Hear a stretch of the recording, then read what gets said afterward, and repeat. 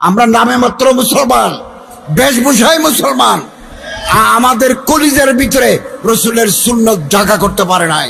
আমরা একে অপরের বিরুদ্ধে এই ফেসবুকে লেখালেখি করি, টুইটারে লেখালেখি করি, মানুষকে গালি দিতে পারলে আমাদের ভালো লাগে। এগুলো রসুলের সুন্নত নয়। কারো কাজ যদি আপনার পছন্দ না হয়, আপনি তাকে ইসলাহ করতে পারেন। ইসলাহের তরিকা আছে। হযরত রাসূল করিম সাল্লাল্লাহু আলাইহি ওয়াসাল্লাম শিক্ষার বিকাশে, শিক্ষার বিস্তারে গুরুত্বপূর্ণ ভূমিকা পালন করেন। তলবুল ইলমি ফরিদাতুন আল্লাহ কুল্লি মুসলিম ওয়া মুসলিমাতিন। প্রতিটি নারী পুরুষের জন্য এলম তলব করা ফরজ, বিদ্যা অর্জন করা ফরজ। এখন এলম মানে কি?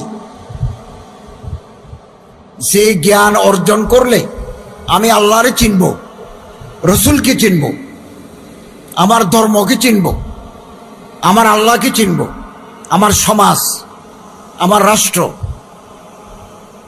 আমি চিনব, তার নাম এলম। এলেমের আবার শ্রেণী বিন্যাস আছে। কিছু এলম অর্জন করা ফরজ, কিছু এলম অর্জন করা ওয়াজিব, কিছু এলম অর্জন করা নফল, কিছু এলম অর্জন করা হারাম। যেই মেডিসিন দিলে আপেল 2 মাস পর্যন্ত পচে না, কার্বাইড, এই এলম অর্জন করা হারাম। যে এলম অর্জন করি মাছে মারি দিলে মাছ ফ্রিজের বাইরে 1 সপ্তাহ রেখে দিলেও পচে না, এই এলম অর্জন করা হারাম।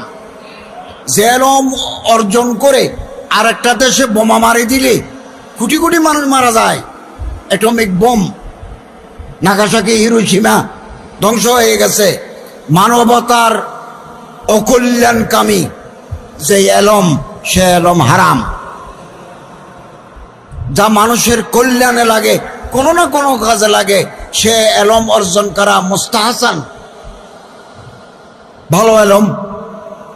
আমরা ভালো এলম অর্জন করব, খারাপ এলম আমরা বর্জন করবেন। রাসূল করিম সাল্লাল্লাহু আলাইহি ওয়াসাল্লামের তালিম। আপনারা যারা মদিনা শরীফে গেছেন, হযরতের রওজায়ে মোবারকের সাথে একটা উঁচু জায়গা আছে, যেটাকে উর্দুতে বলে চবুতরা প্ল্যাটফর্ম, একটা উঁচু। আপনি ওখানে বসতে পারবেন। এটা হযরতের প্রথম মাদ্রাসা, হযরতের প্রথম শিক্ষালয়, শিক্ষাগার। ওখানে হযরত আবু হুরায়রা রাদিয়াল্লাহু তাআলা আনহু শিক্ষক ছিলেন, ছাত্র ছিলেন, অনেক সাহাবা ছিলেন। এবং